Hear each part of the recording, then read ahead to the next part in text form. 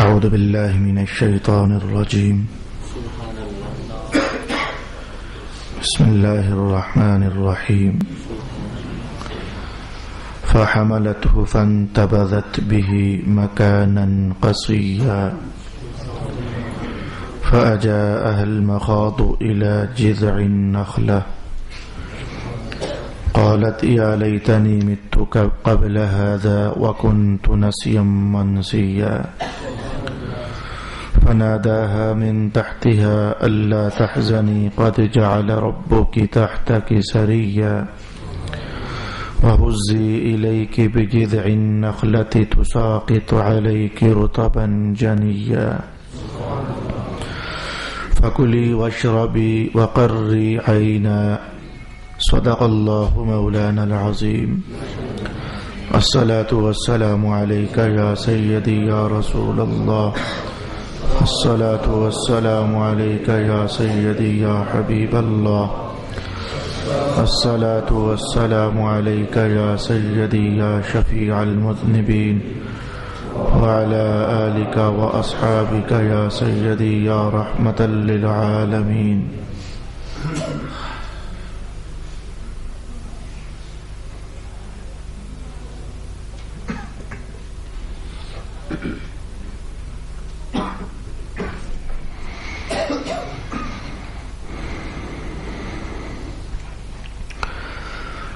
پس مریم کو اس کا حمل ہو گیا اور وہ اس حمل کے ساتھ دور جگہ پر چلی گئیں. پھر درد ذہ ان کو ایک کھجور کے درخت کی طرف لے گیا. انہوں نے کہا کاش میں اس سے پہلے مر جاتی اور بھولی بسری ہو جاتی. پھر درخت کے نیچے سے فرشتہ نے ان کو آواز دی آپ پریشان نہ ہوں، آپ کے رب نے آپ کے نیچے سے ایک نہر جاری کر دی ہے اور آپ اس کھجور کے درخت کو اپنی طرف ہلائیں تو آپ کے اوپر تر و تازہ پکی کھجوریں گریں گی. سو کھاؤ اور پیو اور آنکھ ٹھنڈی رکھو. صدق اللہ مولانا العظیم. حضرت مریم علیہ السلام کا عجیب تر قصہ قرآن حکیم ارشاد فرما رہا ہے. گزشتہ نشستوں میں ہم تعلیماتی سفر طے کرتے ہوئے کچھ اس طرح آگے بڑھ رہے تھے کہ اللہ رب العالمین نے حضرت جبریل امین کو بھیجا. حضرت مریم جب غسل سے فارغ ہوئیں، کپڑے پہن چکی، تو ایک انسانی شکل میں حضرت جبرائیل سامنے آئے. حضرت مریم علیہ السلام اپنی پاک دامنی کے حوالے سے خوف زدہ ہوئیں اور فوراً اللہ کی پناہ چاہی. حضرت جبریل امین نے کہا کہ میں کچھ ایسا ویسا نہیں، میں تو اللہ کی طرف سے نمائندہ ہوں، بھیجا ہوا. آپ کے لیے ایک بیٹے کی خوشخبری ہے. حضرت مریم پھر سے گھبرائیں اور متعجب ہوئیں کہ میرے لیے بیٹے کا عنوان کدھر سے؟ نہ تو میں نے کوئی گناہ کیا کسی مرد کے ساتھ اور نہ ہی آج تک میری شادی ہوئی، تو بیٹے کا عنوان کدھر سے؟ رب کائنات نے ارشاد فرمایا حضرت جبریل کی زبان سے کہ کہہ دیجئے کہ بس اللہ کا فیصلہ ہو چکا ہے اور اب ایسا ہوگا. تو حضرت جبریل امین نے اللہ کے حکم سے ایک پھونک لگائی.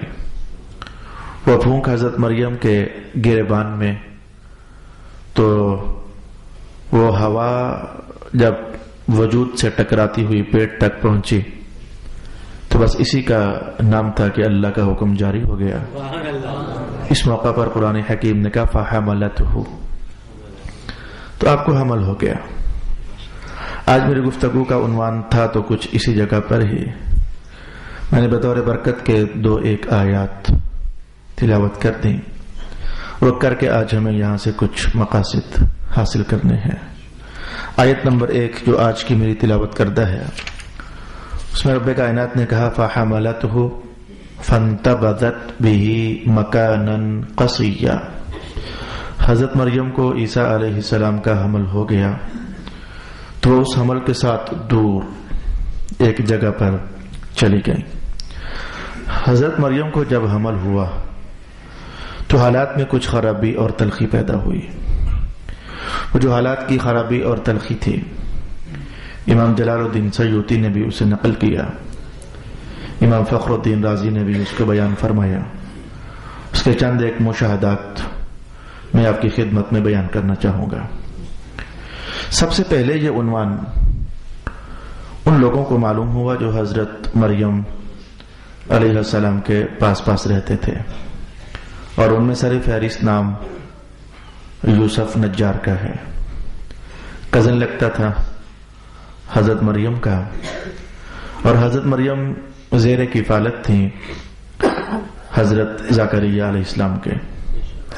اس بات کو 30 سپارے میں رب کائنات نے فرمایا، فکفلها زکریا، حضرت مریم کفالت میں آ گئیں، یعنی ان کی کفالت کر رہے تھے حضرت زکریہ علیہ السلام۔ تو حضرت زکریہ علیہ السلام اور یوسف نجار یہ دونوں بچپن ہی سے حضرت مریم کی کیئر کرتے تھے، ان کی حفاظت کرتے تھے، ان کی دیکھ بھال کرتے تھے۔ بچوں کو جن جن چیزوں کی ضرورت ہوتی ہے تو حضرت زکریہ علیہ السلام ان ضرورتوں کو پورا کیا کرتے تھے۔ بلکہ قرآن حکیم نے تو کہا کہ کئی بار ایسا ہوتا کہ حضرت زکریہ علیہ السلام کو ضرورتیں پوری کرنی ہی نہ پڑتی۔ میں تلاوت کرنے لگا ہوں، کلما دخل علیہا زکریا المحراب وجد عندها رزقا قال یا مریم انا لک هذا قالت هو من عند اللہ۔ حضرت زکریا علیہ السلام جب اس حجرے میں داخل ہوتے جہاں حضرت مریم عبادت میں مشغول ہوتے تو آپ ہی دروازہ کھولا کرتے تھے، آپ ہی بند کیا کرتے تھے، لیکن جب دروازہ کھول کر آپ اندر داخل ہوتے تو دیکھتے کہ اندر تو بے موسمی تر و تازہ پھل پڑے ہوتے، تو نہ کوئی یہاں آیا نہ کوئی یہاں سے گیا، یہ پھل کہاں سے آئے؟ اور دوسری بات موسم بھی تو ان پھلوں کا نہیں ہے۔ تو حضرت زکریا پوچھتے پھر بیٹی یہ پھل کہاں سے آئے؟ قالت، آپ جواباً کہتی کہ یہ پھل مجھے اللہ تعالیٰ نے عطا فرمائے۔ اسی آیت پر رک کر کے آپ پڑھنا چاہو تو کشاف پڑھ سکتے ہو، میرے عنوان سے نہیں تھا لیکن دلچسپ ہے، بیان کرنے لگا ہوں۔ حضور رحمت عالم کی تعلیموں سے پالے ہوئے، حضور کی تربیتوں والوں کا کیا مقام ہوتا ہے۔ ایک بار ایسا ہوا تھا کہ رسول پاک علیہ السلام حضرت خاتون جنت کے گھر تشریف فرما ہوئے، ادھر بھی کچھ ایسا ہی منظر، کچھ پھل وغیرہ پڑے ہوئے تھے۔ تو رسول پاک علیہ السلام نبی تھے، جانتے تھے، سمجھتے تھے، سارا کچھ تھا، لیکن وہ بس وہ تاکہ اوروں کو معلوم ہو کہ خاندان نبوت کا کیا مقام ہے۔ تو رسول اللہ علیہ السلام نے پوچھا کہ بیٹی فاطمہ یہ پھل کدھر سے آئے؟ تو حضرت فاطمہ رضی اللہ تعالی عنہا نے اس موقع پر اسی آیت کا حوالہ دیا اور کہنے لگی کہ ابا جان، جو اللہ تعالیٰ مریم کے حجرے میں پھل پہنچا سکتا ہے تو محمد کی بیٹی کے حجرے میں نہیں پہنچا سکتا ہے۔ آپ نے اس موقع پر یہی آیت تلاوت کی تھی۔ تو یہ تو خیر سے اہل بیت کے مقام رفیع کا ایک مختصر حوالہ ہوا جو میں نے آپ کی خدمت میں بیان کیا۔ تو بات کو سمیٹیے، ہم نے آج جن مقاصد کی طرف سفر طے کرنا ہے تو حضرت زکریا علیہ السلام کے زیر کفالت تھی، ہر دن ملاقات اور کئی بار ملاقات۔ یوسف نجار آپ کا امزاد تھا تو وہ بھی آپ کی دیکھ بھال کیا کرتا تھا۔ تو جب یہ حمل کا عنوان قرار پا گیا تو سب سے پہلے یوسف نے سوال کیا اور کہنے لگا کہ مریم، بات کو پہلے گھمایا اور پھر عین نقطے پر آ کر رکا۔ یوسف کہنے لگا کہ مجھے آپ بتاؤ کہ مریم کہ کیا کبھی بغیر بیج ڈالے فصل اگی ہے؟ اور پھر ایک اور سوال لگا دیا، کیا بغیر بارش برسے کیا درخت پیدا ہوا؟ اور پھر تیسرے سوال پر اپنا مدعا کہہ دیا اور کہا کہ کیا کبھی بغیر مرد کے بھی حمل ہوا؟ جب اتنی بات کہی، بلکہ حمل ہوا نہ کہا، کیا مرد کے بغیر کوئی بچہ پیدا ہو سکتا ہے؟ یہ سوال کیا۔ حضرت مریم تھی، ایک نبی کی ماں ہے، اور ماں بھی وہ ہے کہ جو ہر لحظہ اللہ رب العالمین کی نظر عطا میں پل رہی ہے۔ پھل بھجوائے جا رہے ہیں جنت سے، کوئی چھوٹی موٹی خاتون تو نہیں ہے، جنت سے پھل بھجوائے جا رہے ہیں اور ایک نبی کے کفالت میں ہے۔ حضرت مریم علیہ السلام نے ایک بھرپور سا علمی جواب دیا، یوسف صاحب تو خاموش ہو کر کے رہ گئے۔ تو آپ نے کہا کہ کیا پہلا درخت بھی بیج ہی اللہ نے بویا تھا یا ڈائریکٹ پیدا کر دیا تھا؟ اور پھر کہنے لگی کہ کیا آدم علیہ السلام کا معاملہ بھی کسی باپ کے تھرو ہوا تھا یا ڈائریکٹ ہی اللہ نے پیدا کر دیا تھا؟ یوسف کہنے لگے بس میں سمجھ گیا، یہ کوئی دنیا کا کھیل نہیں ہے، یہ کوئی امر ربی ہے جو میں محسوس کر رہا ہوں۔ ایک تو یہ ماجرا ہوا، خیر یہ تو جلدی دب گیا، ادھر بات ہوئی، سوال ہوا اور ساتھ ہی جواب دے دیا گیا۔ اور میرا خیال یہ ہے کہ یہ فوراً بندے کو شک اور شبہ پڑ جائے تو اتنا سبق قرآن کی صحبت میں آنے والوں جان لیجئے، کسی کے متعلق آپ کو شک شبہ پڑ جائے تو اس سے پوچھ لینا بڑا اچھا ہوتا ہے، بجائے اس کے کہ آپ وہ راستہ اختیار کرو جس سے سرکار دو عالم علیہ السلام نے منع فرمایا کہ اپنے ہی ذن میں، اپنے ہی خیال میں آگے بڑھتے جانا، ایسے ہوا ہوگا، پھر یوں ہوا ہوگا، پھر ایسے ہوا ہوگا، تو کرتے کرتے شیطان آپ کو وہ دوزخ سے قریب لے جائے بری سوچوں کے ذریعے۔ تو حضور پاک علیہ السلام نے فرمایا نہیں تھا ظن المؤمنین خیرا، مومنین کے بارے میں جب بھی گمان کرو تو اچھا ہی گمان کیا کرو۔ اچھا، یہاں تک بھی ہمارا وہ عنوان نہیں تھا جس کو میں مقصد آج کہہ رہا ہوں، ایک اہم مقصد ہے جس تک میں آپ کی رسائی آج چاہتا ہوں۔ لوگوں نے اپنے ہی طور پر یہ خیال کرنا شروع کر دیا کہ یہ مریم کے پیٹ میں جو معاملہ آج وزنی سا معلوم ہو رہا ہے، ظاہر دن گزرتے چلے جا رہے تھے، اور جیسے کہ ماؤں کی عادت ہوتی ہے، اللہ کی طرف سے فطرت ہوتی ہے کہ جسم بڑھتا چلا جاتا ہے، لوگوں نے اس بات کو محسوس کرنا شروع کیا کہ مریم کے چال ڈھال میں فرق آ رہا ہے، جسم کی ساخت میں فرق ہو رہا ہے۔ تو شیطان بھی تو آپ جانتے ہو وہ اپنی کاروائیاں نبھاتا ہے، اعوذ باللہ من الشیطان الرجیم، ایک کو وسوسے میں ڈالا، پھر دوسرے کو وسوسے میں ڈالا، پھر تیسرے کو وسوسے میں ڈالا، پھر چوتھے کو اپنا ہم خیال بنایا۔ اب وہ لوگوں کے دلوں میں شیطان یہ وسوسہ ڈال رہا تھا کہ یہ جو حمل ہوا ہے یہ پتہ کرو کہ مریم کے پاس زیادہ آتا جاتا کون ہے۔ ہر ایک کے دل میں خیال ڈالتا چلا جا رہا تھا کہ زکریا ہی آتے ہیں، کہیں ایسا تو نہیں ہے کہ غلط کہانی، زکریا علیہ السلام نے کہیں غلط کہانی تو نہیں کر دی مریم کے ساتھ۔ یہ علیہ السلام، یہ میں کہہ رہا ہوں، مسلمان ہوں، شیطان تو ڈائریکٹ کہیں زکریا نے کوئی برا کھیل تو نہیں کھیلا مریم کے ساتھ۔ اب لوگ اپنے اس گمان میں اور اس وسوسے میں ایسا آگے بڑھتے چلے گئے کہ ایسا تھا کہ حضرت زکریا سے لوگ آ کر ڈسکشن کیا کرتے تھے، اپنے مسائل، اپنے معاملات حل کروانے کے لیے آیا کرتے تھے، مجلس میں بیٹھا کرتے تھے، پوچھا کرتے تھے۔ تو جب شیطان نے یہ خیال ڈالا تو لوگ ایک ایک کر کے کٹنا شروع ہو گئے اور مجلس سے بھاگنا شروع ہو گئے اپنے ہی خیال میں اور اپنے ہی گمان کے پیچھے چل کر۔ تبھی تو حضور نے سمجھایا تھا یہ بدگمانی اتنی گندی چیز ہے کہ یہ لوگوں کو نبیوں کی صحبت سے بھی دور کر دیتی ہے، نبیوں کی صحبت سے بھی بندوں کو دور ہٹا دیتی ہے، اس لیے تو فرمایا تھا کہ بدگمانی سے بچو۔ اب ایک نے کہا کہ لگتا ہے کہ زکریا کا کھیل ہے، دوسرے نے کہا لگتا ہے کہ زکریا کا پاپ ہے، گن من سوچتے بھی چلے گئے اور بولتے بھی چلے گئے۔ اور ایک وقت ایسا آ گیا کہ سیوطی فرماتے ہیں کہ حضرت زکریا علیہ السلام اکیلے رہ گئے، نہ انہیں کوئی ملنے آتا اور نہ کوئی سوال کرنے آتا، نہ کوئی آپ کی مجلس میں پہنچتا، آپ تنہا رہ گئے۔ اور صرف اتنا ہی نہیں، ایک نبی ہوتا ہے، غیرت مند ہوتا ہے، فکر مند ہوتا ہے اور اللہ پر متوکل ہوتا ہے، بھروسہ کرنے والا ہوتا ہے۔ لوگ اگر ٹوٹے تھے تو زکریا علیہ السلام کا کیا نقصان تھا؟ آپ بھی اپنے اللہ کی یاد میں مصروف رہتے اور رہتے چلے گئے، لوگوں کو آپ کا محو ذکر رہنا اور محو عبادت رہنا برداشت نہ ہو سکا کہ ایک تو ہمیں ان کے بارے میں برا خیال ہے، ایک انہوں نے گندا کام کیا ہے اور اوپر سے اب یہ ہمیں پوچھتے تک نہیں ہے۔ ایک دن تو 2-4 مشٹنڈے اکٹھے ہوئے اور سرے راہ کہیں حضرت زکریا علیہ السلام کو پکڑ لیا اور بہانہ بنا کر کے تو لڑائی شروع کر دی اور زد و کوب کیا، اور سیوطی کہتے ہیں کہ بہت مار پیٹ بھی کر دی حضرت زکریا علیہ السلام کے ساتھ۔ یہ بہت برا ہوا، یہ بات محفوظ کر لیجئے، بہت برا ہوا۔ ایک پیغمبر کے ساتھ لوگوں نے بہت برا کیا، بدگمانی کرتے ہوئے، برائی کی تہمت ذہن میں ان پر اچھالتے ہوئے اور ان کے دامن کو داغدار کرنے کا بھرپور اہتمام کرتے ہوئے بہت برا کیا۔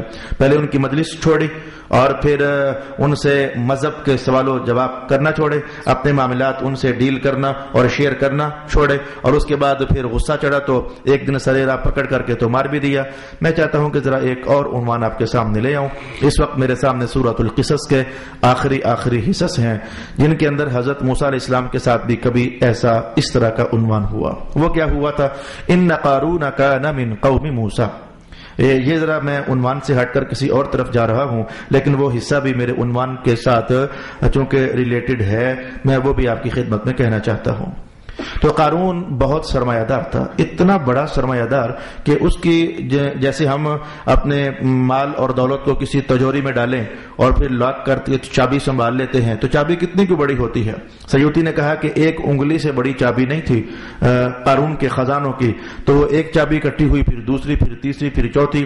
تو اس کے پاس اتنے خزانے تھے اور اتنے کمرے بھرے ہوئے تھے سونے اور چاندی سے کہ اس کی چابیاں جب اکٹھی کی جاتی تو قرآن کے الفاظ یہ تھے لَتَنُوءُ بِالْعُصْبَةِ أُولِي الْقُوَّةِ کہ جو جاندار قسم کے لوگ ہوتے، 40 سے زیادہ صحت مند قسم کے مرد ہوتے، تو اگر وہ مل کر وہ چابیاں اٹھانا چاہتے تو تھک جاتے، وہ چابیاں اٹھا نہ سکتے. وہ ایک ایک کمرے کی ایک ایک چابی تو 40 سے زیادہ مرد اٹھائیں تو وہ تھک جاتے. اور روایات کے الفاظ میں نے خچروں کا جو پڑھا تو 60 کے قریب خچر قارون کی چابیوں کو اٹھایا کرتے تھے. وہ ایسا بے ایمان تھا کہ اندر سے منافق تھا اور حضرت موسیٰ علیہ السلام کا کزن لگتا تھا. یہ بھی آپ کو بیان کرنا چاہوں گا، حضرت موسیٰ علیہ السلام کا کزن لگتا تھا. اندر ہی اندر سے حسد سے بھر گیا. اور میرے بھائی یہ تو بڑی پرانی بات ہے نا، یہ بڑی پرانی بات ہے کہ اگر دولت مندوں کی دہلیز پر 2-4 دولت کے بھوکے آ جاتے ہیں تو نبیوں کی دہلیز پر اللہ کے نور کے بھوکے بھی تو آ ہی جاتے ہیں نا، اور اللہ کی رحمت کے متلاشی بھی تو پہنچ ہی آتے ہیں. اور میں یہ بات آپ کو بتا دوں کہ دولت مندوں کی دہلیز پر اور آستانوں پر کھڑے ہونے والے جو عزت دیتے ہیں، جو پروٹوکول دیتے ہیں، وہ اپنی مطلب برآری کے لیے ہوتا ہے، وہ عارضی ہوتا ہے، وہ وقتی ہوتا ہے، اور اس میں دل و جان سے وہ احساس محبت نہیں ہوتا. اور کوئی اللہ کا بندہ ہو، میں کہتا ہوں چلیں نبی ہی کی بات کر لیں، تو نبیوں کے آستانوں پر جو لوگ پہنچتے ہیں نا، وہ اپنی جان کا سودا کر کے تو وہاں بیٹھے ہوئے ہوتے ہیں، اور وہ اپنی متاع حیات اللہ کے نبی کو تصور کیے بیٹھے ہوئے ہوتے ہیں.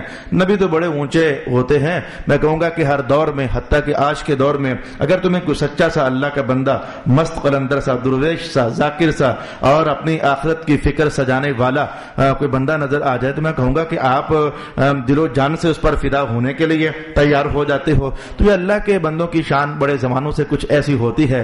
تبھی تو اس سقفی نے کہا تھا کہ مکہ والو، میں جو محمد کی دربار کا منظر دیکھ کر آیا ہوں نا، تم یہ لڑائیوں والی بات کرنے کی سوچ چھوڑ دو، تم محمد کا مقابلہ نہیں کر سکتے ہو. اس کے جو پاس بیٹھنے والے لوگ ہیں وہ ایسے شیدائی ہیں اور ایسے فدائی ہیں کہ مصطفیٰ کریم تھوک بھی پھینکے نا تو وہ تھوک بھی زمین پر گرنے سے پہلے اپنے ہاتھوں میں اٹھا لیتے ہیں اور پھر آپس میں تقسیم کر لیتے ہیں. تو نبیوں کے درباروں میں عشاق کا جو جلوہ ہے، یہ خیر تاریخ تو اس سے بھری ہوئی ہے. قارون کو اچھا نہ لگا کہ دولت میرے پاس ہے لیکن عزت موسیٰ کمائی اور چابیاں خزانوں کی میرے پاس اور بلے بلے موسیٰ کی ہو جائے، ذہنوں میں دلوں میں حکومت موسیٰ کرے، روحوں پر موسیٰ چھا جائے. وہ حسد کھا گیا. تو اس نے بڑے زمانوں سے سوچ و بچار میں تھا کہ کیا کروں. اس نے ایسا کیا کہ ایک گاؤں کی عورت کو بلایا جو اپنے گناہ کے فن میں بڑی استاد مانی جاتی تھی، اور اس کے چہرے کے حسن کو دیکھ کر کے تو بڑے بڑے متقی لوگ بھی جیسے وہ پھسل سے جائیں. کچھ ایسا دل فریب حسن اللہ تعالیٰ نے اسے عطا کیا ہوا تھا. تو اسے بلایا اور بلا کر کے کہا کہ اگر جو میں تجھے اپنے حرم میں جگہ دے دوں اور اپنی بیگم بنا کر رکھوں تو پسند کرے گی؟ کون ہے جو کہ کسی سرمایہ دار کے حرم میں داخل نہ ہونا چاہے؟ اور پھر خواتین میں سے جو کہ زیورات کی بھوکی، سونے کی بھوکی، چاندیوں کی بھوکی، ڈائمنڈز کی وہ بھوکی، تو وہ بھی گناہ گار. اس کے لیے جہاں اتنے گناہ چلے تھے ایک اور آدمی کے ساتھ راتیں بسر کرنا کیا مشکل تھا. اس نے کہا میں رہنا پسند کروں گی.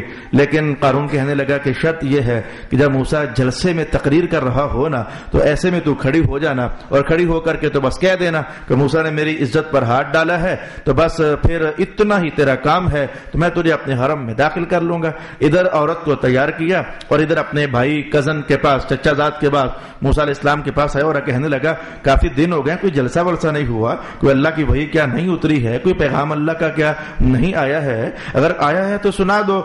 قوم ترسی ہوئی ہے، بڑے دنوں سے کوئی ایسا پروگرام وجود میں نہیں آیا، تشکیل پذیر ہونا چاہیے. موسیٰ علیہ السلام اللہ کے پیغام کو سنانے کے آپ کو تو ہرس تھا کہ لوگ اللہ کی بات سنیں، تو آپ نے اسی وہ جو نور سے دھلی ہوئی سادہ فطرت ہوتی ہے کہا ٹھیک ہے جلسہ کر لیتے ہیں، وہ لوگوں کی اکٹھا کر لیا گیا، تقریر شروع ہوئی، آپ نے توحید کا بیان کیا، اللہ ایک ہے، اللہ کے سوا کوئی رب ہو ہی نہیں سکتا ہے، کہا میں اللہ کا نبی ہوں، نبوت کا اظہار کر دیا، اور مذہب کے مسائل کہے کہ نماز قائم رکھا کرو اور زکوٰۃ ادا کیا کرو، اور ساتھ ہی کہا کہ برائی سے بچا کرو، یہ برائی بڑا گند ہوتا ہے۔ تو جب آپ یہاں پہنچے تو قارون پاس ہی بیٹھا ہوا تھا، تو نیچے سے ہلکی سی آواز اٹھا کر کہنے لگا کہ برائی اگر آپ کریں تو بھی برا ہی ہے۔ کہا ہاں آپ تو سچ کہہ رہے تھے کہ برائی اگر میں بھی کروں تو برائی تو بری ہی بری ہے۔ جب بات یہاں مجمع کے اندر اونچی آواز سے موسیٰ علیہ السلام کی زبان سے نکل گئی نا، ماری آنکھ اس نے اس عورت کو، وہ عورت کھڑی ہوئی مجمع کے اندر، اور مجمع کے اندر کھڑی ہو کر کے تو کہنے لگی لوگو یہ موسیٰ جو پاک باز بنا پھرتا ہے، اس نے میری عزت پر ہاتھ ڈالا ہے، مجھے گندا کیا ہے، وغیرہ وغیرہ جو چار اس نے گندے مندے جملے بولے۔ موسیٰ علیہ السلام خوف الہی سے لرز گئے، اور آپ جلالی پیغمبر تو معروف ہیں ہی ہیں، طبیعت شریف میں بڑا جلال تھا، اور جب جلال میں آ جاتے تو وہ جو حضرت ملک الموت کے ساتھ جو واقعہ معروف ہے نا تھپڑ مارنے والا، وہ کسی اور نبی کا نہیں اور موسیٰ علیہ السلام ہی کا واقعہ ہے۔ بڑے جلیل المرتبت آپ رسول تھے اور نبی تھے، تو آپ نے اللہ کے حضور سجدے میں سر رکھ دیا اور کہا مولا یہ کیا، بھرے مجمع کے اندر اس خاتون نے مجھ پر تہمت اور الزام لگا دیا۔ تو سجدے سے سر اٹھا کر کے تو اللہ کے حضور تو سر اٹھایا تو وہ اس عورت کو مخاطب کیا، اور نگاہ نبوت کے جلالت معاف لہجے سے آپ نے اسے خطاب کیا اور کہا کہ بتا حقیقت کیا ہے، یا تو کیا میرے اوپر الزام لگا رہی ہے۔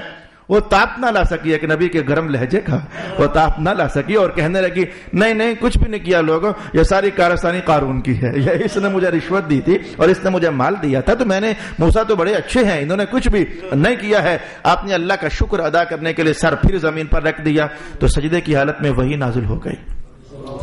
رب کائنات نے کہا موسیٰ پیغمبر جو آپ کہو گے ہم کر دیں گے، یہ زمین آپ کتابیں کر دیتے ہیں، اگر کوئی ایسا ویسا ارادہ ہے کوئی سزا دینے کا تو زمین آپ کتابیں ہے، جو آپ حکم کریں گے زمین آپ کی تابعداری کرے گی۔ آپ نے سر اٹھایا تو قارون والوں کی طرف اشارہ کر کے زمین کو کہا زمین پکڑ لے، تو زمین نے انہیں گٹوں تک اپنے اندر نگل لیا، وہ اب پھنس گئے، اور انہیں پتا تھا کہ آخر یہ موسیٰ کی زبان میں بڑی جان ہے، اس کی دعاؤں کے لہجوں میں بڑی تاثیر ہے، اور یہ آخر کوئی خدائی طاقتیں سمیٹ کر تو زمین پر بیٹھا ہوا ہے، لگے رحم کی اپیل کرنے، ارحم لنا یا موسیٰ، ارحم لنا یا موسیٰ، موسیٰ معاف کر دے، رحم کر، معاف کر دے، رحم کر۔ لیکن آپ ابھی جلال میں تھے، آپ نے ایک اور حکم جاری کر دیا، زمین پکڑ لے۔ زمین نے سینے تک انہیں نگل لیا، پیٹتے رہے، روتے رہے، ارحم لنا یا موسیٰ، ارحم لنا یا موسیٰ۔ آپ نے تیسری بار جو کہا نا اے زمین اسے پکڑ لے، تو زمین نے سر سمیت اسے نگل لیا، اور قیامت تک جتنا اس کا قد ہے اتنا وہ ہر دن اور اس کے ساتھی وہ زمین میں دبتے چلے جا رہے ہیں، اور قیامت تک دبتے ہی چلے جائیں گے۔ جب وہ بالکل دب گیا، قرآن حکیم نے اس موقع کی تصویر کو یوں کہا فَخَسَفْنَا بِهِ وَبِدَارِهِ الْأَرْضَ، ہم نے دھنسا دیا قارون کو بھی زمین میں اور اس کے گھر کو بھی، وہ جو تجوریاں تھیں سامان سے بھری ہوئی اور زیور اور چاندی بھرے ہوئے وہ بھی ہم نے زمین میں دھنسا دیے۔ یہاں پہنچ کر رب کائنات نے موسیٰ علیہ السلام سے کہا موسیٰ پیغمبر آپ بڑے جلال میں تھے، آپ نے ان کی ایک بھی نہ سنی، وہ کہتے رہے کہ ارحم لنا ارحم لنا، بہت جلال کیا آپ نے انہیں، اگر وہ مجھے کہتی نا ارحم لنا میں انہیں معاف کر دیتا، میں انہیں پھر بھی چھوڑ دیتا۔ اسی لیے تو قرآن حکیم نے یہ اعلان کیا ہے، اے کاش کے مسلمان سمجھ جائیں قرآن کیسے بولا، میٹھا بولا، یا ایھا الانسان ما غرک بربک الکریم، او انسان اپنے کریم رب کو چھوڑ کر کس شے نے تجھے دھوکے میں ڈال دیا ہوا ہے، اپنے کریم رب کو چھوڑ کر تو کہیں اور پلٹ رہا ہے۔ وہ تو ایسا کریم آقا ہے کہ اگر قارون بھی کہے کہ مولا معاف کر دے، رحم کر دے، رحم کر دے، تو رب کائنات کہے کہ ہم سے رحم کی اپیل کرنے والا قارون بھی ہوتا تو ہم اسے بھی چھوڑ دیتے۔ باقی یہ راز اپنے ہیں کہ بعد میں جو وہی اتری تو پہلے کیوں رب کائنات نے نہ کہہ دیا کہ آپ چھوڑ ہی دیں موسیٰ، چھوڑ دیں، یہ راز اپنا میرا آج کا عنوان نہیں۔ تو آپ اس آئیے حضرت زکریا علیہ السلام کے متعلق لوگوں نے گمان کر لیا انہوں نے گناہ کیا ہے، بول چال چھوڑ دیا، قطع تعلق کر لیا، سوال مسائل پوچھنا چھوڑ دیا، حالانکہ پیغمبر کا نقصان نہیں تھا، نقصان ظالموں کا اپنا ہی کا تھا۔ نبی کی صحبت سے معروم ہو جانا یہ ظالموں انسانوں اپنا ہی نقصان ہوا کرتا ہے۔ موسیٰ علیہ السلام کا واقعہ میں نے ابھی آپ کے سامنے قرآن حکیم کے حصص پڑھ کر تلاوت کیا کہ یہ دیکھیں یہ ایک نبی ہیں اور ان کے ساتھ برائی۔ میں اس پر آج بھی سوچتا رہا کہ یہ جو نبیوں کی ذاتوں پر یا پاکیزان امت کی ذوات قدسیہ پر یہ جو اس طرح کے بلیم اور کلیم اور گناہوں کی تہمتیں لگائی جاتی ہیں تو یہ کیا وجہ کیا ہوتی ہے، اسباب اس کے کیا ہوتے ہیں؟ ایک تو میں اس بات پر سوچتا رہا اور تلاش کرتا رہا، اور دوسرا میں اس بات پر بھی سوچتا رہا کہ نبیوں کو کیا یہ جو ان کے اوپر تہمتیں لگتی ہیں تو کیا اس کے کچھ اچھے اثرات بھی نبیوں کی زندگی میں یا آخرت کے مراحل میں ہوتے ہیں یا کہ نہیں ہوتے۔ میں اس پر گزشتہ بلکہ جمعرات ہی سے تلاش میں رہا اور غور و فکر کرتا رہا، جو اللہ پاک نے مجھے نصیب کیا آج میں دونوں باتوں کے حوالوں سے آپ کو بیان کرنا چاہوں گا۔ کہ ایک تو میں نے یہ پایا کہ کبھی ایسا ہوتا ہے کہ کچھ قوم کے اندر لوگ ہوتے ہیں جو لوگوں کے ذہنوں پر حاوی ہو کر کے تو رہنا چاہتے ہیں، جسے ہم پنجابی میں کہہ سکتے ہیں بلے بلے ہو جائے، تو وہ چاہتے ہیں کہ بلے بلے ہمیشہ ہماری ہو، جے ہماری پکاری جائے، شاباش ہمیشہ ہمیں دی جائے، لوگوں کی زبان پر ہمیشہ ہمارا ہی نام چلے۔ تو جب وہ دیکھتے ہیں کہ کوئی اللہ کا بندہ کہیں بیٹھ گیا ہے تو ہم نبیوں کی تاریخ میں بھی یہ چیز دیکھتے ہیں اور اولیاء امت کی سیرت اقدس کے اندر بھی ہم یہ عنوان دیکھتے ہیں۔ جب وہ دیکھتے ہیں کہ اللہ کا بندہ نور کی چٹائی بچھا کر تو بیٹھ گیا ہے، اب لوگوں کی توجہ ادھر ہو گئی ہے، زبان پر ہمارا نہیں بلکہ اس کا نام چلتا ہے، ذہنوں پر ہماری نہیں اب اس کی حکومت چلتی ہے، کل تک ہم تھے آج وہ ہو رہا ہے، تو پھر وہ اس شخصیت کو ڈیگریڈ کرنے کے لیے، لوگوں کی توجہ کو وہاں سے ہٹانے کے لیے کچھ گندی مندی تہمتیں لگا دیتے ہیں۔ آپ کو جاننا چاہیے مسلمان ہونے کے ناطے کہ یہ منافقین کے وجود کی وجہ پیچھے یہی تھی۔ جو مدینہ میں منافقین تھے یہ کوئی باہر سے آئی ہوئی قوم نہیں تھی یا کوئی یہ نئے سرے سے پیدا ہوئی قوم نہیں تھی۔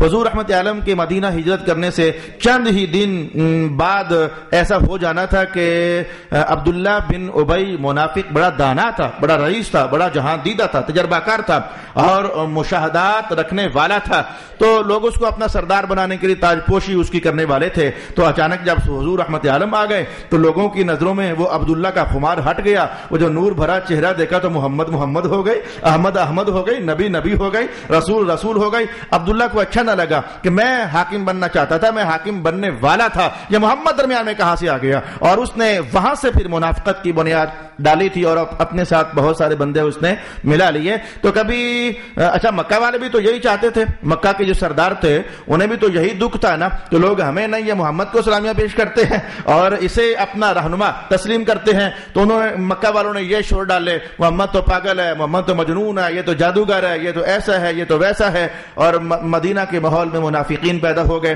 اب بات کو ذرا سمیٹتے جائیے گا تاکہ وقت اختتام پذیر ہونے سے پہلے ہم اس کم از کم اس ایک نتیجے تک تو پہنچ سکے جو میں بیان کرنا چاہتا ہوں۔ تو نبیوں کی ذاتوں پر یا اولیاء امت کی ذاتوں پر یا اکابرین امت کی ذاتوں پر جو تہمت اور کیچڑ اچھالے گئے تو اس کی ایک وجہ تو میں نے یہ پائی کہ شخصیتوں کو ڈیگریڈ کرنا، ان کی عزت اور آبرو کو لوگوں کی نظر سے گرا دینا اور لوگوں کی توجہ وہاں سے ہٹا کر لوگ ہمیں سلامیاں پیش کریں۔ کبھی تو یہ مقصد ہوتا ہے کہ لوگ کسی دوسرے کو برا کہتے ہیں اور اس پر تہمتیں لگا دیتے ہیں۔ کبھی ایسا ہوتا ہے کہ اگر مفاد حاصل نہ ہو، کبھی ایسا میں نے پایا کہ مفاد اگر حاصل نہ ہو تو مفاد کو حاصل کرنے کے لیے تہمتیں لگا دی جاتی ہیں۔ اس کے لیے میں آپ کے لیے سورۃ یوسف کا حصہ سامنے رکھ رہا ہوں کہ وہ زلیخا ایک مقصد تھا، گناہ کا مقصد تھا، وہ چاہتی تھی یوسف میرا ہو جائے، میں اس کا حسن نچوڑ لوں، میں اسے پی جاؤں، بس میں اسے اپنے جسم میں پیوست کر لوں۔ تو ہر خوبصورت شے کو میرا دوست بندہ قریب کرنے کا ارادہ تو رکھتا ہے، تو وہ پی جانا چاہتی تھی حسن یوسف کو۔ جب مقاصد پورے نہ ہوئے گناہ گاری کے اس نے تہمت لگا دی، کہا رہی یہ دیکھو رہی یہ میرے اوپر ہاتھ ڈالتا ہے۔ تو میں نے یہ دوسرا محل آپ کے لیے قرآن حکیم سے تلاوت کر کے تو سامنے کر دیا۔ تو کبھی حسد ہوتا ہے، کبھی کسی اونچی ذات کے ساتھ، کسی عالی ظرف ذات کے ساتھ، کسی عالی مرتبت ذات کے ساتھ حسد ہوتا ہے، اور حسد کی بنیاد پر بندہ ایسے کر دیتا ہے جیسے کہ میں نے حضرت موسیٰ علیہ السلام کا قارون کے ساتھ معاملہ بیان کر دیا کہ دن بدن حضرت موسیٰ علیہ السلام کی شان و عظمت کا جھنڈا بلند ہوتا چلا جا رہا تھا۔ یہ مختلف گندے مقاصد ہوتے ہیں، کبھی مفاد حاصل نہ ہوا تو کسی کے خلاف ہو گئے، اور یہ مفاد پرست لوگ میرے بھائی ہر دور میں ہوتے ہیں، ہر زمانے میں ہوتے ہیں، یہ سیاست دانوں کے ساتھ تو بہت ہی جڑے ہوئے ہوتے ہیں، یا پیروں کے ساتھ بھی بہت سارے جڑے ہوتے ہیں، یا علماء کے ساتھ بھی مفاد پرست لوگ بہت سارے جڑے ہوتے ہیں، اور اگر مفاد حاصل ہوتے نظر آ جائیں تو پھر تو وہ جے پکارتے ہیں، اور اگر مفادات پر مٹی ڈلتی نظر آئے نا، یہی لوگ جو کل تک مجلس میں ساتھ آ کر بیٹھنے والے ہوتے ہیں یہ خلاف ہو جاتے ہیں، پھر شور ڈالتے ہیں، پھر پروپیگیٹ کرتے ہیں اس شخصیت کے خلاف۔ الغرض میں نے کبھی کبھی ایسا بھی میں نے ایسا بھی پایا کہ مقاصد حاصل کرنے کی خاطر بھی کبھی تہمتیں اور گندا مندا بول دیا جاتا ہے، مقاصد حاصل کرنے کی خاطر۔ یہ میں کون سا حوالہ آپ کے سامنے لانا چاہتا ہوں، وہ کربلا کا جو مسافر شہزادہ تھا نا، حضرت امام حسین پاک، وہ یزید پلید یہی چاہتا تھا کہ اگر حسین میرے قابو آ جائے نا، اگر یہ میرا کلمہ پڑھ لینا محبت کا اور میری بیعت اگر کر لینا، تو چونکہ حسین کے پیچھے تو زمانہ چلتا ہے، اگر حسین میرا ہو گیا تو زمانہ میرا ہو جائے گا، حکومت میری ہو جائے گی۔ وہ ان مقاصد کو حل حاصل کرنا چاہتا تھا، لیکن حسین پاک بلا ایک گندے انسان کے ہاتھ پر بیعت کیسے کر سکتے تھے، اور وہ نور کے ماحول میں پلنے والے حسین اور وحی کے آنگن میں وہ پلنے والے حسین، بھلا وہ یزید کی تابعداری کیسے کر سکتے تھے؟ تو اس نے اپنے مقاصد کو حاصل کرنے کے لیے حسین پاک کے ساتھ برا کیا۔ تو میں نے یہ 3 4 5 آپ کے سامنے حوالے پیش کیے کہ یہ کسی کو گدلا کرنا، کسی کو برا کرنا، کسی پر تہمت لگانا، کسی کے خلاف پروپیگنڈا کرنا، اس میں شیطان مختلف مفادات، مختلف مقاصد، مختلف اس کے تو وہ لوگوں کو ابھار کر کے تو خلاف کر دیتا ہے۔ میں نے 3 4 5 حوالہ جات قرآن سے اور تاریخ سے آپ کے سامنے لانے کی کوشش کی۔ اب میں اس بات پر سوچتا رہا کہ اے میرے اللہ تعالیٰ، یہ نبیوں کی تاریخ بھی عظیمت کی بھری ہوئی ہے، تو ایک نبی کی زندگی کے 2 پہلو میں نے سامنے رکھے۔ ایک وہ ہے کہ وہ للہیت کی خاطر آگے بڑھتے ہیں، وہ نمازیں پڑھتے ہیں، بندگی کرتے ہیں، عبادت بجا لاتے ہیں، ابلاغ کرتے ہیں، تبلیغ کرتے ہیں، مذہب کی خوشبو لوگوں تک پہنچاتے ہیں۔ تو یہ زندگی کا ایک مرحلہ اور ایک تصویر، تو اس میں تو یقیناً وہ اجر پاتے ہیں، رحمت کماتے ہیں، اور اللہ سے قرب کے درجوں میں داخل ہوتے چلے جاتے ہیں۔ تو اے میرے اللہ، یہ جو انبیاء ہیں، یا پھر یہ جو پاکیزان امت ہیں، یا پھر یہ جو صلحائے امت ہیں، یا پھر جو اولیاء امت ہیں، یا پھر جو اکابرین امت ہیں، یا پھر جو علماء امت ہیں، تو ان کے ساتھ جو برا ہوتا ہے، تو کیا ان کے ساتھ جو برا کیا گیا تو اس کا بھی کوئی بدلہ ہے ان کے لیے؟ کیا ان کا بھی کوئی بدلہ ہے ان کے لیے؟ بلکہ ابھی تک تو میں نے اونچے لوگوں کی کہانی کہی، میں کہوں گا عام مسلمان جو ایک دوسرے کے خلاف ایسا کر دیتے ہیں، تو ایک مسلمان وہ ہے جو اذیت کا نشانہ بن رہا ہے، پروپیگنڈے کا نشانہ بن رہا ہے، اور ایک وہ ہے جو زبان درازیاں کرتا چلا جا رہا ہے، جھوٹ پر جھوٹ اگلتا چلا جا رہا ہے۔ تو کیا جس کے خلاف جھوٹ اگلا گیا، جس کے خلاف پروپیگنڈا کیا گیا، جس پر کوئی تہمت لگائی گئی، جسے لوگوں کی نظروں میں گندا کیا گیا، تو اے اللہ ان کے لیے کچھ ہے؟ میں نے جب یہ مشاہدہ کرنا چاہا تو مجھے رسول پاک علیہ الصلوۃ والسلام کی بہت ساری احادیث شریفہ ذہن میں آنے لگ گئیں، اور میں اس عنوان کو آپ کے سامنے، مسلمانوں سامنے، وہ بڑے آئینے رکھنا، نبیوں کی ذاتوں والے آئینے، صحابہ کی ذاتوں والے آئینے، اولیاء امت اور اکابرین امت، صلحاء امت، فقہاء امت اور علماء امت کے وہ جو بڑے بڑے روشن آئینے ہیں انہیں سامنے رکھنا، اور ان میں اپنی تصویر کو جھانک کر کے دیکھنا۔ میں یہاں سے تلاوت کرنا چاہوں گا کہ رسول پاک علیہ الصلوۃ والسلام نے ارشاد فرمایا، اب چونکہ عنوان تربیت کا ہے، سمجھداری کا ہے، اپنے آپ کو بچانے کا ہے، اپنی قبر کو سلجھانے کا ہے، اللہ کے عذاب سے بچنے کا عنوان ہے، میں سپیڈ بھی آہستہ کروں گا کیونکہ ایک فکر ہے مذہب کی جو میں آپ کے سامنے لانا چاہتا ہوں۔ اللہ پاک اس پاکیزہ فکر کا فیض ہم سب کو عطا فرما دے۔ تو رسول اللہ علیہ السلام نے مومن کی شان یوں بیان فرما دی کہ مومن بھی واہ واہ ہے، خراج تحسین پیش کیا، مومن بھی واہ واہ ہے، اس کی 2 حالتیں ہوتی ہیں، یہ دونوں حالتوں میں خیر کما جاتا ہے۔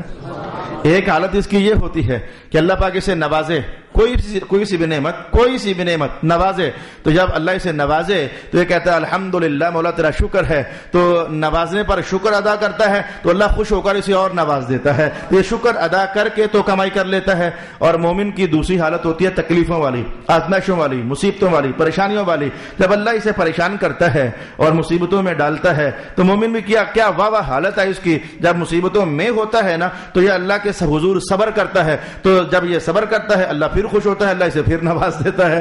تو مومن نعمتیں لے تو شکر کر کے کمائی کر لیتا ہے, اور مومن مصیبتوں میں ہو تو صبر کر کے تو کمائی کر لیتا ہے. یہ میں نے اس حدیث کو بنیاد بنا کر کے تو اپنے عنوان کو سالو کرنا چاہا.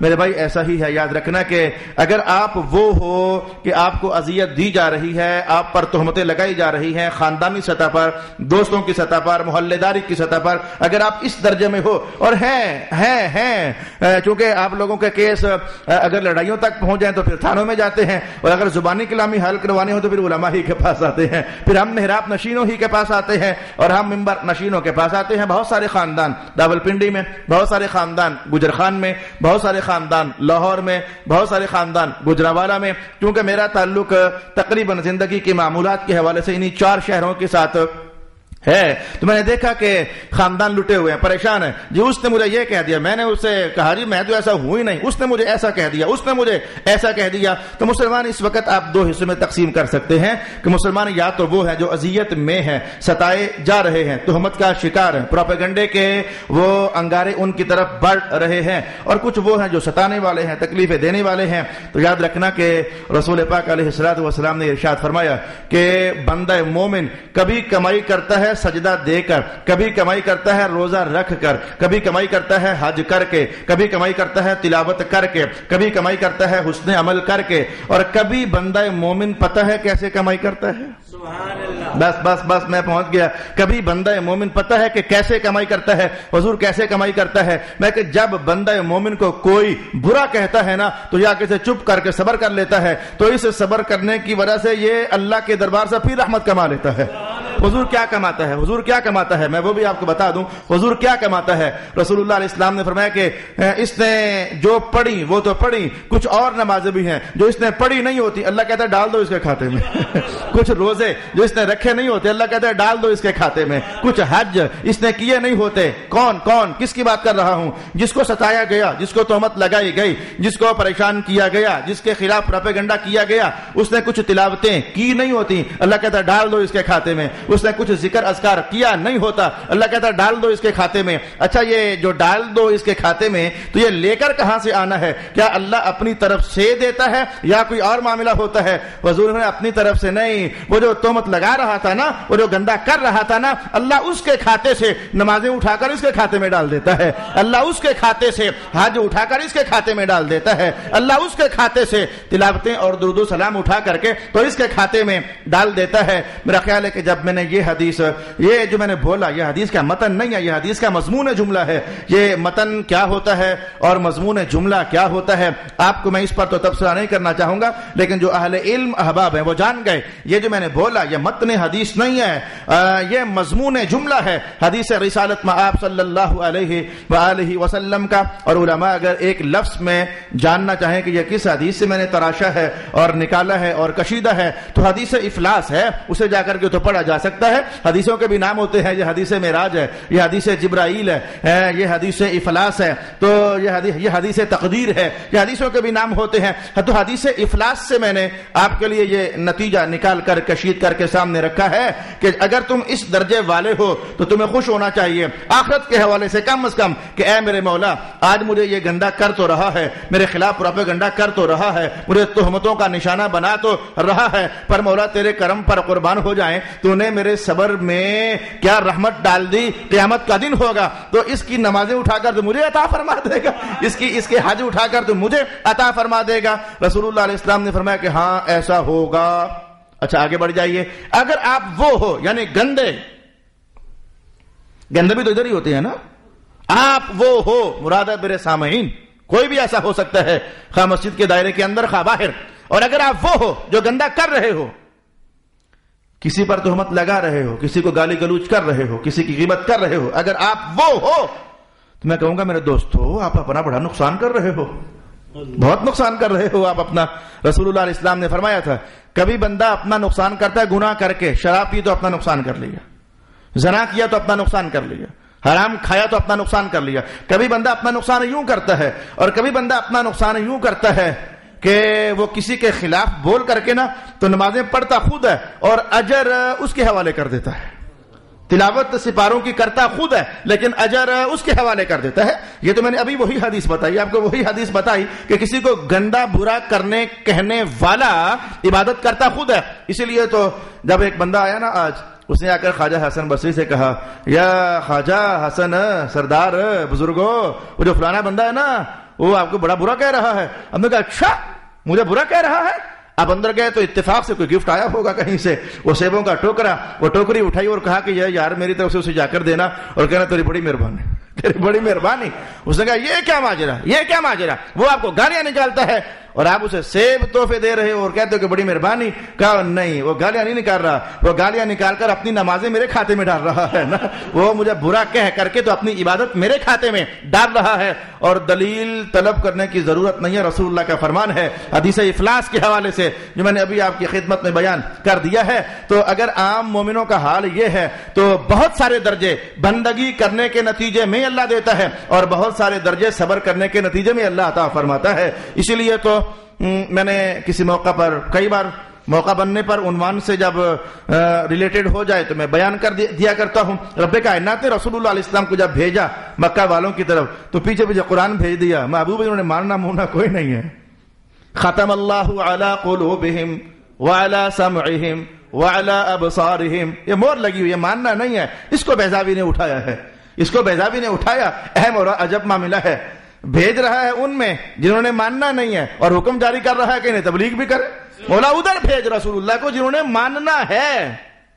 انسانی عقل فوراً یہ فیصلہ کرتی ہے مولا ادھر بھیج جنہوں نے ماننا ہے. خود ہی کہتا ہے ان کو جا کر تبلیغ کرو, اور خود ہی تو فرما رہا ہے رب انہوں نے ماننا مورنا کوئی نہیں ہے. مولا راز اس پر بیضاوی نے کہا ہے کہ راز یہ تھا کہ رسول اللہ علیہ السلام تبلیغ فرمائے, نتیجہ ایک یہ ہونا تھا کہ یہ مان جاتے. رب نے کہا یہ نتیجہ تو نہیں ہوگا. نتیجہ نمبر 2 یہ ہونا تھا کہ ہمارے واسطے لوگوں کے ساتھ مقابلہ ہوا جا رہا ہے, لوگ تہمتیں لگاتے ہیں, کیچڑ اچھال رہے ہیں, برا کہہ رہے ہیں, گالیاں نکال رہے ہیں. تو محمد پیارے ہمارے واسطے آپ یہ سارے صدمے اٹھا رہے ہو نا, تو نتیجہ نمبر 2 ہم آپ کو اپنا قرب تو عطا فرمائیں گے, یہ فرمائیں گے نا, ہم آپ کو اپنا قرب عطا فرمائیں گے.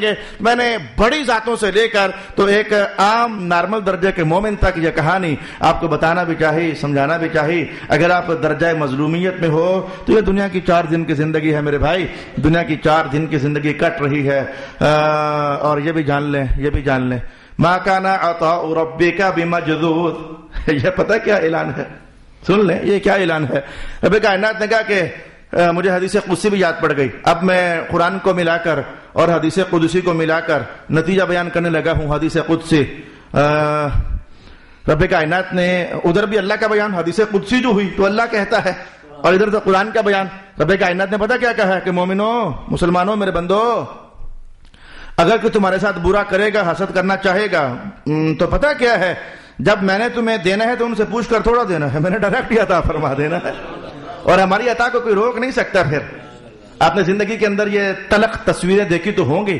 آپ جس کا برا چاہتے ہوگے, آپ کے 100 برا چاہنے کے باوجود اللہ اسے رزق بھی دیتا گیا, پانی بھی دیتا گیا, روٹیاں بھی دیتا گیا, خوشحالیاں بھی دیتا گیا, ترقیاں بھی دیتا گیا, اور زندگی کی کامیابیاں بھی دیتا گیا. اور اگر آپ وہ تھے کہ کوئی آپ سے برا چاہ رہا تھا تو میں کہوں گا اپنے آپ کو دیکھ لو نا, اس کے برا چاہنے سے اللہ کی اطاعت رک تو نہیں نہ گئی. اللہ جب دیتا ہے تو اوروں سے پوچھ کر تھوڑا دیتا ہے. وہ رب کائنات ہے کہ ہم جب دینا چاہتے ہیں تو ہم ڈائریکٹ ہی عطا فرما دیا کرتے ہیں. یخادعون اللہ والذین آمنوا وما یخدعون الا انفسهم. یہی وہ اعلان تھا جسے رب کائنات نے یوں بھی کہا کہ کچھ اور دوسروں کو جو نقصان میں ڈالنا چاہتے ہیں, دھوکہ دینا چاہتے ہیں, مولا کائنات نے کہا وہ انہیں نہیں بلکہ وہ اپنے آپ کو دھوکہ دے رہے ہیں. یہ بندے کا اپنے آپ کے ساتھ دھوکہ ہے کہ کسی کو برا کہہ کر کے تو اپنا نقصان کرتا چلا جا رہا ہے, کسی کی غیبت کر کے وہ اپنا نقصان کرتا چلا جا رہا ہے, کسی کے خلاف بول کر کے وہ اپنا نقصان. تو میں نے کہا کہ 2 لفظوں میں بات کو سمیٹوں, ہمارا وقت بھی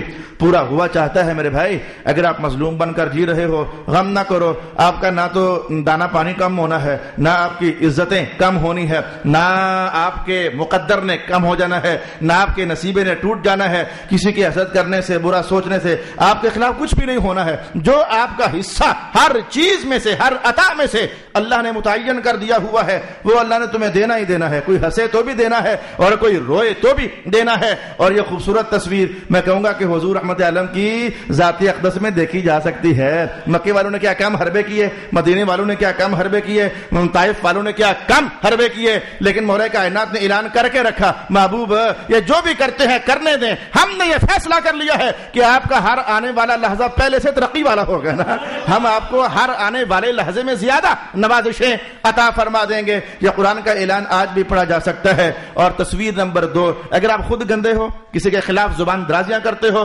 تہمتیں لگاتے ہو، برا کہتے ہو، تو میرے دوست یہ آپ اپنا ستیہ ناش کر رہے ہو، آپ اپنا بہت برا کر رہے ہو۔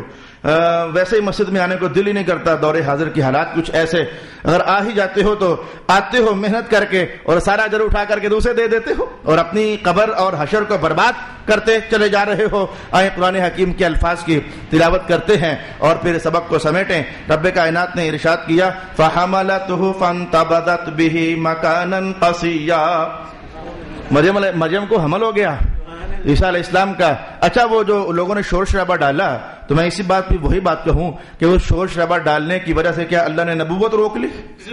کیا عیسیٰ علیہ السلام کیسے وہ نبوت واپس لے لی؟ کیا ان پر کتاب نازل نہ کی؟ کیا ان کو پھر معجزات نہ دیے؟ کیا ان کو اکرامات نہ دیے؟ کیا پھر اعزاز سے انہیں نہ نوازا؟ کیا پھر جبریل کو ان کے ساتھ ساتھ گلی کوچوں میں شامل حال نہ کر دیا؟ کچھ بھی تو نہ روکا نا۔ لوگ گندا بولتے رہے، برا کہتے رہے اور نہ جانے کیا سے کیا، لیکن رب نے کہا تم اپنا کام کر رہے ہو، ہم اپنا کام کرنا خوب جانتے ہیں، ہم عطا کرنا جانتے ہیں، نوازنا جانتے ہیں، عزتیں دینا جانتے ہیں۔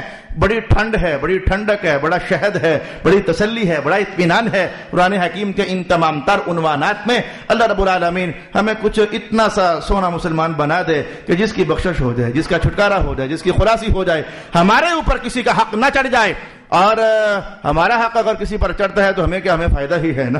وہ قیامت والے دن ہمارا پلڑا ہی بھاری ہو جائے گا۔ اللہ رب العالمین رسول پاک علیہ السلام کی سیرت اقدس کی روشنیاں نصیب فرمائے۔ وآخر دعوانا ان الحمد للہ رب العالمین۔